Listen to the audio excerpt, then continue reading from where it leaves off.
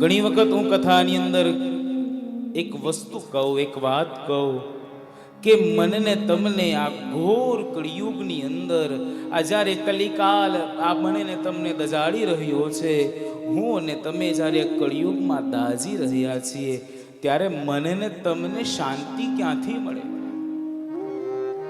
मेरे भाई बहन, थोड़ा ये प्रश्न है, थोड़ा गहन है, थोड़ा विचारने लायक है, विचारवा जेवो प्रश्न છે કે કળિયુગની અંદર શાંતિ મેળવવા માટેનું શું સાધન? હું ને તમે એમ વિચારીએ કે શું શાંતિ આપણને એર કન્ડિશનરમાં બેસીએ તો મળે?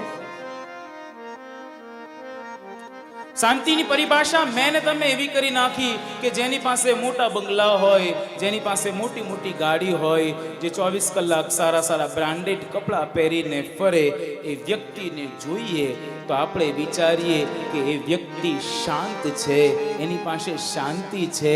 પણ હકીકતમાં એને પૂછો ને કેટલી શાંતિ, ત્યારે ખબર પડે કે કેવી શાંતિ હોય. શાંતિનો અનુભવ મને ને તમને ક્યાં થાય? શાંતિની પ્રત્યક્ષ અનુભૂતિ કરવી હોય તો કળિયુગની અંદર કયું સાધન છે? તો એમ કહેવાય એકમાત્ર સાધન, અને એ સાધન છે શ્રીમદ ભાગવત રૂપી કથા સાહેબ. આ એક કથાના પંડાલમાં આવી અને બેસી જાઓ. ભવો ભવનના પાપ બાળનારી આ કથા.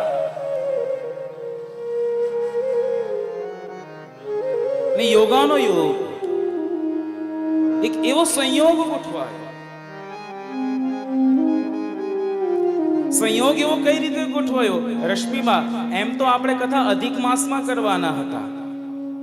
આ કથા હકીકતમાં અધિક મહિનાની અંદર થવાની હતી, પણ કઈક એવા કારણોસર આ કથા અધિક મહિનાની અંદર ન થઈ અને આ પિતૃપક્ષ શ્રાદ્ધ પક્ષની અંદર થઈ રહી છે. સાહેબ વિચાર કરના, ये પૂર્વ નિર્માણ હુઆ હોગા. આ મારી ઈચ્છાથી થાય, તમારી ઈચ્છાથી થાય ના, આ મારી ઈચ્છાથી પણ ન થાય, આ તમારી ઈચ્છાથી પણ ન થાય. આ કથા મલ્લિકાર્જુન દાદાની ઈચ્છાથી સાહેબ, એનાથી ઈચ્છાથી, મારી ઈચ્છાથી. અને રશ્મિમાં આ યોગાનો યોગ એવો છે, કઈ રીતે? તો ભાગવત કથા જે સર્વપ્રથમ કરી, રાજા પરીક્ષિત મહારાજે કથા સાંભળી અને સુખદેવ બાબાએ કથા કરવાની શરૂઆત કરી. એ કથાનો દિવસ પણ ભાદરવા વદ નોમ હતો સાહેબ. આજે પણ ભાદરવા વદ નોમ. એ દિવસ જ્યારે પ્રથમ કથા કરી, એ દિવસ કયો હતો? ભાદરવા વદ નોમ. અને જ્યારે આપણે આ મલ્લિકાર્જુન મહાદેવના શિવ સદનની અંદર આપણે પણ કથા શરૂ કરી રહ્યા છે, એ કથાનો દિવસ પણ ભાદરવા વદ નોમ. પૂર્વ નિર્માણ થયું છે. 3 સંયોગ ભેગા થયા. 3 સંયોગ કયા કયા? તો એક તો હું તમને કહી ગયો કે આ ભાગવતજીનું જે ભગવાન પરીક્ષિત મહારાજે કથા સાંભળી ને જે સમયમાં સુખદેવજીએ કથા ગાઈ, એ જ સમય ચાલી રહ્યો છે. બીજો સંયોગ કે ભગવાન કૃષ્ણ, એની સાથે સાથે સાક્ષાત મહાદેવ શંકર ભગવાન મલ્લિકાર્જુન દાદાનું સાનિધ્ય. શિવસ્ય હૃદયમ વિષ્ણુ, વિષ્ણુશ્ચ હૃદયમ શિવ. ભગવાન વિષ્ણુનું હૃદય કોણ છે? શિવ. ને એની સાથે એક ઓર વાત આમાં ઉમેરું કે આપણે જ્યાંથી કથાની પોથયાત્રા કાઢી, એ નીકળી, એ સ્થાન પણ સાઈધામ. એને પણ જોરદાર તાળીઓના નાદ વડે વધાવો.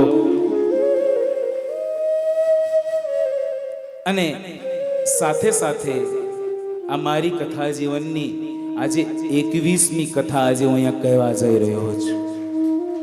જ્યારે 11મી કથા હતી મારી જીવનની, એ 11મી કથા પણ અહીંયા જ મલ્લિકાર્જુન મહાદેવના સાનિધ્યમાં કોરોનાના સમયે થઈ હતી.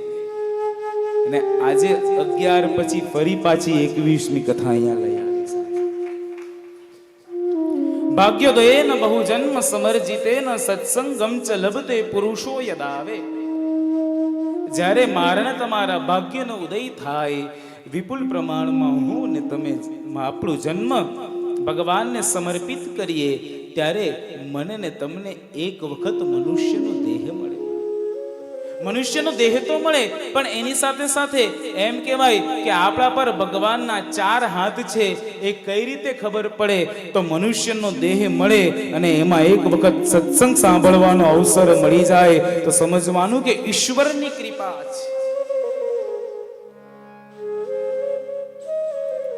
સત્સંગ ક્યાંથી મળે?